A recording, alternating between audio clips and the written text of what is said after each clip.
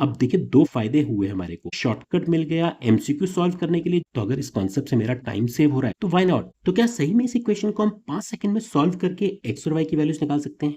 जी हाँ।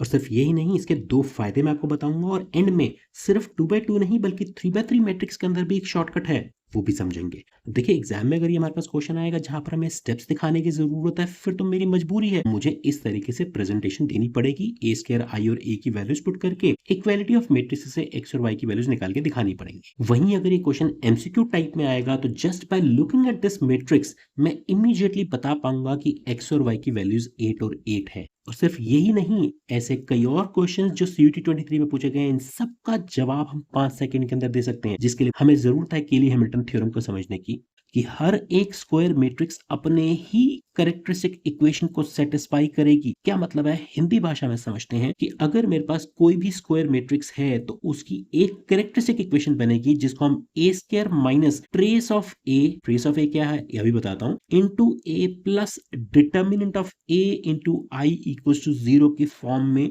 लिख सकते हैं। ओके, यहां से यहां कैसे पहुंचे ये हम बाद में देखते हैं, पहले आप कॉन्सेप्ट को समझिए। बड़ा ही आसान सिंपल स्ट्रेट अवे कॉन्सेप्ट है, एग्जांपल से समझते हैं। 3175 वो मैट्रिक्स का एग्जांपल ले रहा हूं जो हमने शुरू में लिया। ट्रेस ऑफ ए का मतलब होता है sum of the elements on the diagonal, यानी 3 + 5 8 ए यहां पर लिख दिया मैंने, और ये ए स्क्वायर को मैंने कुछ नहीं किया, प्लस डिटर्मिनेंट ऑफ ए कितना हो जाएगा, 5 3 15 - 7 यानी 8, तो 8i इक्वल टू 0। क्या आप देख पा रहे हैं, एक्स और वाई हमने वहां पर भी 8 और 8 ही निकाला था। तो ये थ्योरम आपने याद रखनी है, ट्रेस ऑफ ए निकालने में कितना ही टाइम लगता है, और डिटर्मिनेंट ऑफ ए भी आप इमीडिएटली निकालना जानते हैं। तो इस कॉन्सेप्ट को दिमाग में रखते हुए अब हम जवाब दे सकते हैं इन सारे क्वेश्चंस का। ये तो हमने अभी भी किया, और इस क्वेश्चन में आप देखिए ए स्क्वायर माइनस 5a की वैल्यू आपसे पूछ रहे हैं, तो हमने अभी देखा A square minus trace of A into A plus determinant of A into I equal to 0 होता है।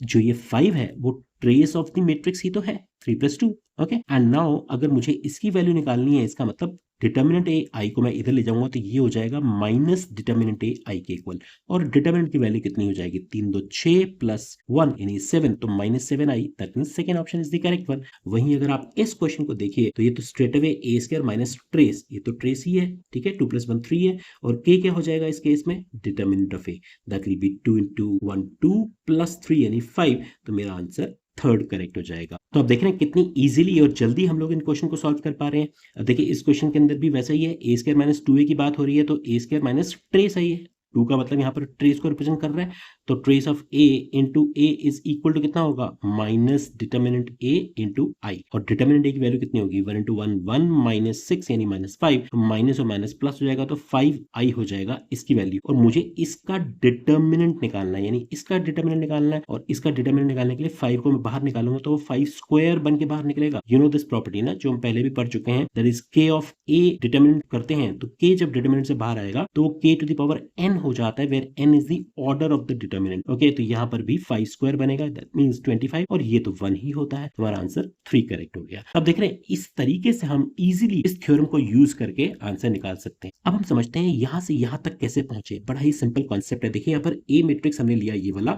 माइनस लैम्डा टाइम्स आइडेंटिटी यानी 1 0 0 1। अब अगर मैं इसको सिंप्लीफाई करता हूं तो मुझे इसका डिटर्मिनेंट निकालना है, उसके लिए पहले इस मैट्रिक्स को लिखता हूं तो बनती है 3 - लैम्डा 3 - लैम्डा 1 - 0 यानी 1 7 - 0 यानी 7 5 - लैम्डा यानी 5 - लैम्डा, इसका डिटर्मिनेंट इक्वल टू 0।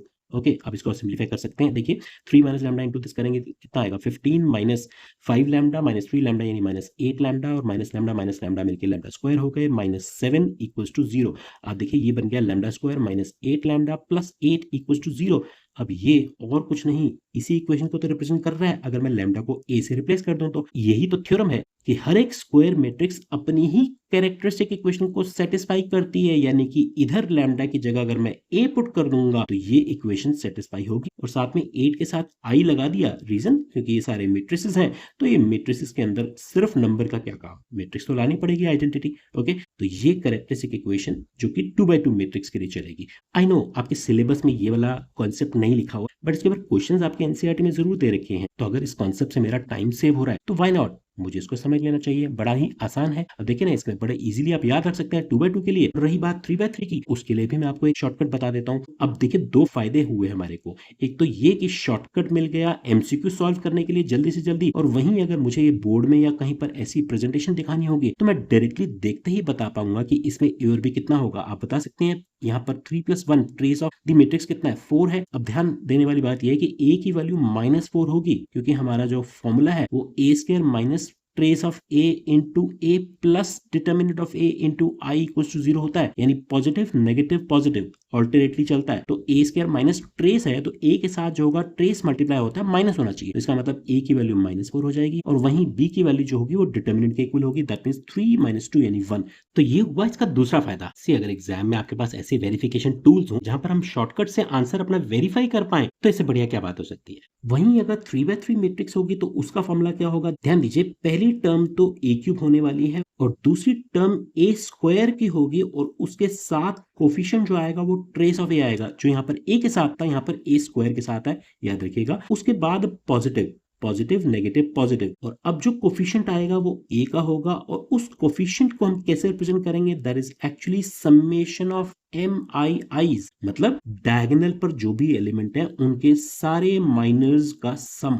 इन तीनों का सम यहाँ पर लिखा जाता है। तो यहाँ पर अब देखिए, कुछ बुक्स कुछ टीचर्स इसको कोफैक्टर्स से भी बताते हैं। एक ही बात है actually, minors and cofactors diagonal position पर चेंज ही नहीं होते हैं, क्योंकि इवन पोजीशंस है। आप समझ रहे हैं बात। तो यहाँ पर sum of the minus into a minus determinant of a into I equals to 0। ये हमें 3/3 मैट्रिक्स के लिए शॉर्टकट याद रखना होगा। तब आप देख सकते हैं यहाँ पर a³ माइनस 6a² जो है, इन तीनों का सम 6 है, और यहाँ पर 5 जो रिप्रेजेंट कर रहा है वो इन तीनों के माइनस का सम है, और यहाँ पर -11 होगा डिटर्मिनेंट। ओके, क्योंकि माइनस डिटर्मिनेंट a इंटू आई होता है ना। ध्यान रखिए, यहाँ पर क्वेश्चन कैसे पूछ सकते हैं। अब इतना बड़ा क्वेश्चन तो नहीं पूछेंगे कि शो करके दिखाइए। ऑब्वियसली अगर सीयूटी की बात कर रहा हूँ तो उसमें हो सकता है यहाँ पर आपको KI दे दें। अब k की वैल्यू बताइए, तो आपको अगर ये पता होगा कि यस यहाँ पर डिटर्मिनेंट ai होता है, तो आप अकॉर्डिंगली आंसर दे सकते हैं। तो ये आज हमने देखा एक बहुत ही बेहतरीन इंपॉर्टेंट कॉन्सेप्ट केली मिल्टन थ्योरम का, जिसके थ्रू आप ऐसे क्वेश्चंस को बड़ी आसानी से और जल्दी से जल्दी सॉल्व कर सकते हैं।